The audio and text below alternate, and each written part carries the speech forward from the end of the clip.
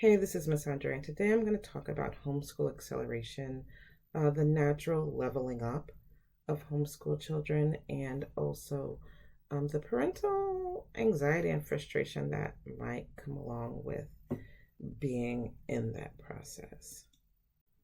So let's just go ahead and start by saying that compulsory education lasts 13 years.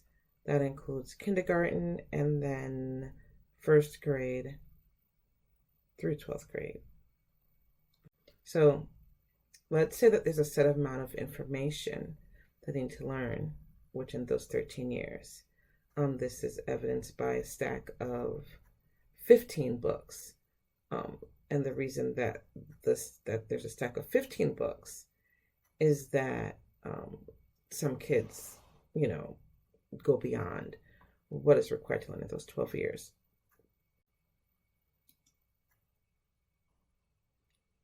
But generally, the schools map out what gets learned each year so that, the children are paced through 13 years of education and what they need to learn in those 13 years. So, normal traditional school situation, you have your kindergarten through 12th grade, evidenced by the numbers 1 through 13 that you see here.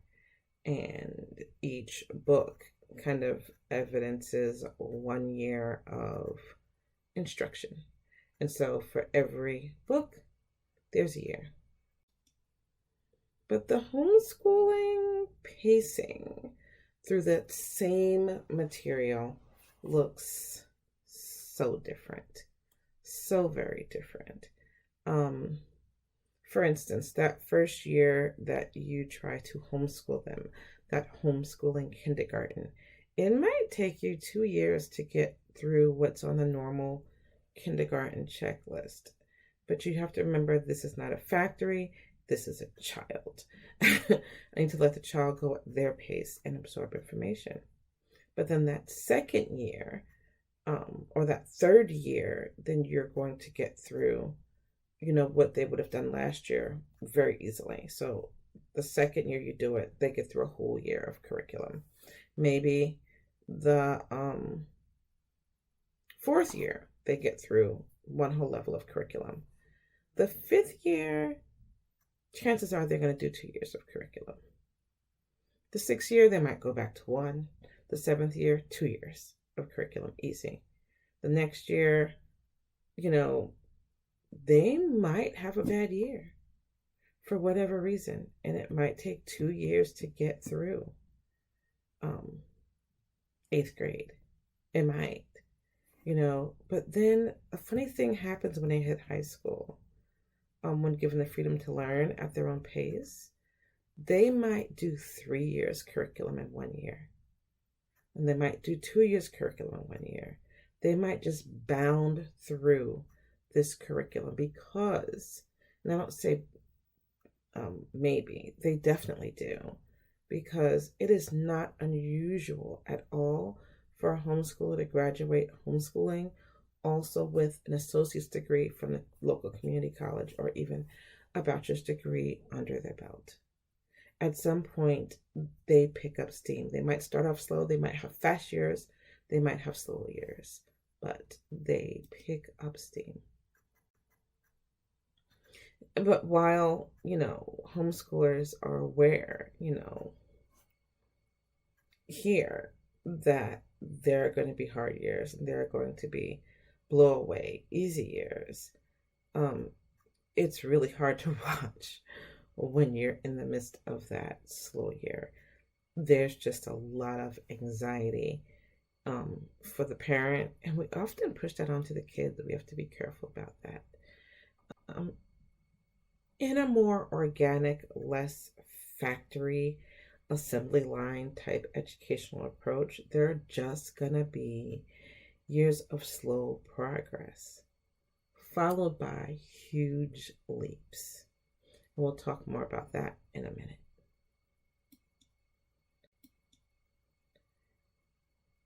Those huge educational leaps 100% unequivocally, without fail, absolutely happen when you remove the factory model of education. And this brings us to compulsory schooling and the ubiquitous and erroneous belief in its merits.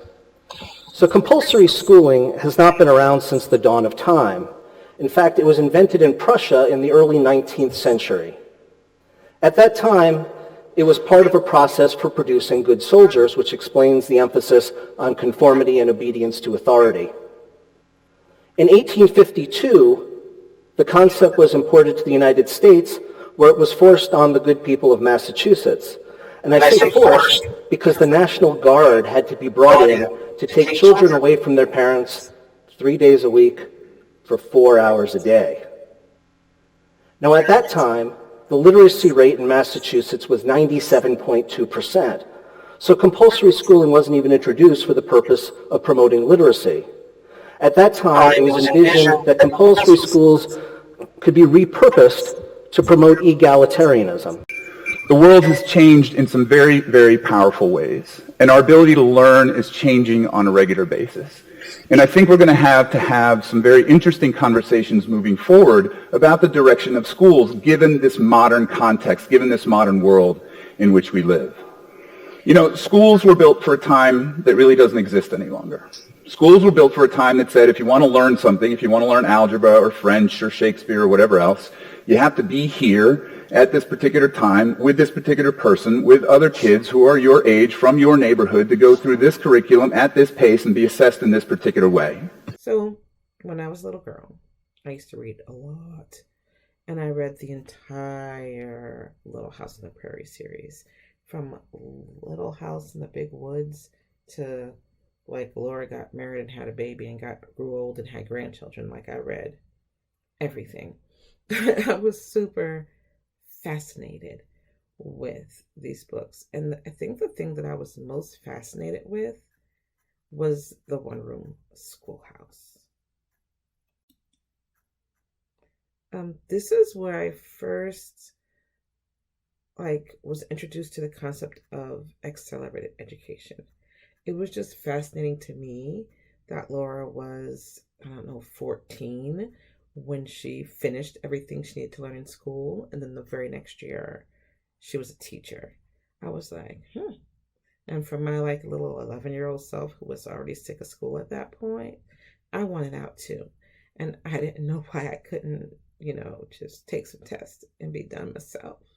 So I'm going to read you an article from Noodle.com.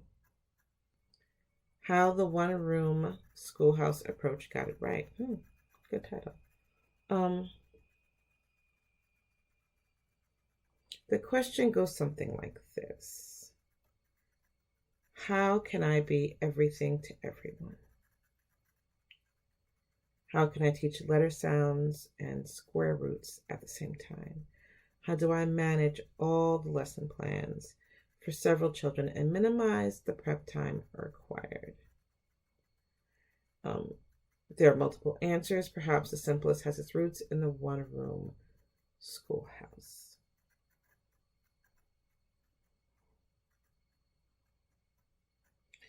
This woman tells her grandmother's history. Her grandmother was a teacher in a one-room schoolhouse. And she taught 8 grades at one time, but she didn't have 8 sets of lessons for the day. She taught everybody one thing. And they may have had separate times for their math where they were all working on different math. And they may have all been working on different reading levels with other kids coaching them and stuff. But the history was a history, right? There wasn't a different history for each grade. Most of the sciences was one science. There weren't different sciences for each grade. This is why we have this incremental approach right now, because they're like, oh, we'll have kindergartners, so we can only tell them this much. They won't understand anymore. Well, now we have 5th graders, so we can tell them this much, but we can't tell them how chemistry really works because their brains can't handle it. No. They just taught the material, and the kids just learned it, right? So let me ask you this. Who says 5-year-olds should be learning letter sounds, digraphs, and one-syllable words? Who says 9-year-olds should be learning about the Middle Ages, but that government should be safe for 10-year-olds? Who says that timetables need to be mastered at 8 and not before or after? Who says physics and chemistry are to be safe for high school students and then taught in isolation from one another? The answer, national standards. Most districts and even many private schools adhere to these standards. This herd mentality to education guarantees a somewhat homogeneous outcome, with the ability for a student to finish 4th grade in California and begin 5th grade in Delaware with a minimum disruption or overlap in curriculum. The real question is, if you are not in the public or private system, should you care? And that's exactly what national standards are. People all say, like, core standards and all that is about this, like, hokey new math and stuff. It is literally so that what my kids experience won't happen. My son did kindergarten in New Orleans, and then in New York, he did 1st grade.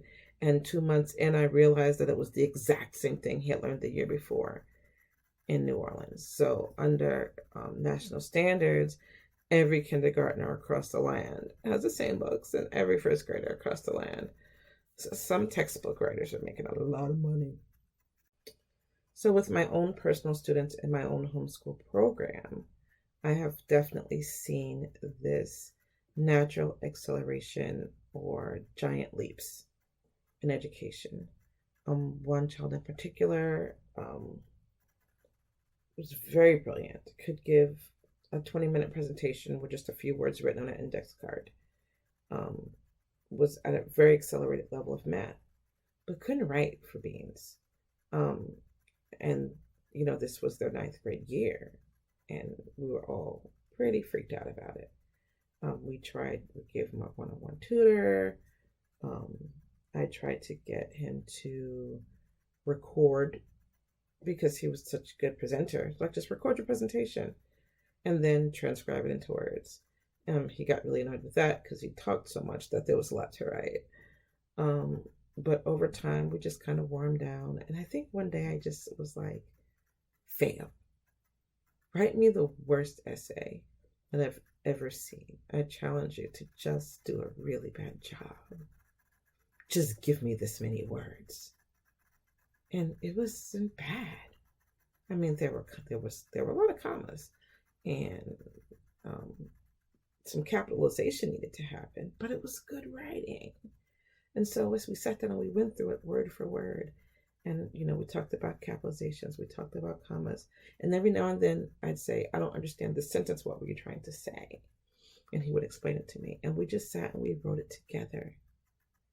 Let me tell you what, they started 9th grade writing pretty much an early elementary level, and they finished 9th grade writing on a strong 11th grade level.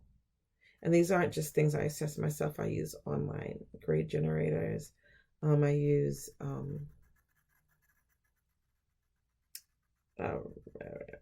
a reading leveler to see, what the difficulty is, and that was all at 11th grade. I graded based on 9th grade through a different app, and he scored a solid B in 9th grade writing. Yeah. And Grammarly said that his clarity was amazing. So just, a huge leap that came with a breakthrough, because sometimes there are those things too. It's not just they're being difficult. Sometimes they just have some anxiety around something. They don't have the emotional maturity to tackle a task, a milestone or whatever. But once you break through it, you have this huge, gigantic leap. Another child, when I got 2 years ago, couldn't read at all. They were pretty dyslexic. They're still dyslexic, but they can read now.